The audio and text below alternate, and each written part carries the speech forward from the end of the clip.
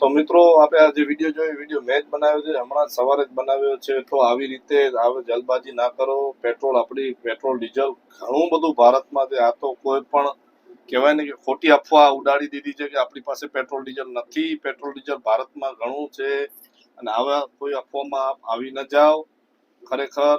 અને આ તમે શું કહેવા માંગો છો કે અત્યારે તમે પેટ્રોલની ટાંકી ફૂલ કરાવી લેશો તો શું પેટ્રોલ પછી તમારું આજીવન હાલવાનું છે? પેટ્રોલ તો તમારું 4 દિવસ જ હાલવાનું છે. પણ પેટ્રોલ છે ખોટી અફવા છે તો ટૂંક સમયમાં બધાને પેટ્રોલ મળી જશે, ડીઝલ પણ મળી જશે. પણ તમે જે આ ધમાસાળ ગર્દી કરીને બેઠા છો એ ખોટી ગર્દી છે.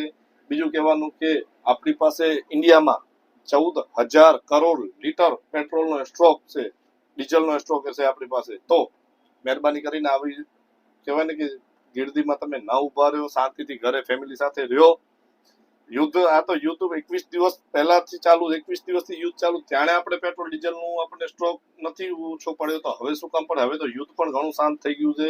તો હવે શું કામ આપણને પેટ્રોલ ડીઝલની કમી પડે એ જ ખબર નથી પડતી. કે જે આપ લોકો ગુજરાતમાં કહેવાય ને કે પેટ્રોલનો ટાંકા ખાલી કરી નાખ્યા આપણે ગુજરાતની પબ્લિક એક દિવસની અંદર. એક દિવસ જ થયો છે. બધા પેટ્રોલ પંપ અત્યારે હું કહું છું દ્વારકાથી અમદાવાદ સુધી પહોંચ્યો, કેટલા પેટ્રોલ પંપ લગભગ 70% પેટ્રોલ પંપ બંધ કરીને બધા સુઈ ગયા છે. એટલો આપણે ગુજરાતની પબ્લિક આપણે પેટ્રોલ પંપ વાળાને પોલીસ પ્રશાસનને આપણે હેરાન કર્યા છે. તો મહેરબાની કરીને આવા કોઈ પણ ખોટી અફવામાં ના આવો, શાંતિથી ઘરે રહ્યો. આપણી પાસે પેટ્રોલનો સ્ટોક ઘણો પડ્યો છે, ઘણો. અને ખોટી કહેવાય ને તમે પણ ક્યાંય એવી જાહેરાતો ન કરતા કે લોકડાઉનની કે પેટ્રોલ ડીઝલનો સ્ટોક પતી ગયો. નકર સાયબર કેમ કે પોલીસનો આપણા સોશિયલ મીડિયા ઉપર પણ નજર છે, સજા પણ થઈ શકે છે અને ઇન્સ્ટાગ્રામ તમારું બ્લોક પણ થઈ શકે છે. તો ખોટી એવી અફવા પણ ન ઉડાડતા.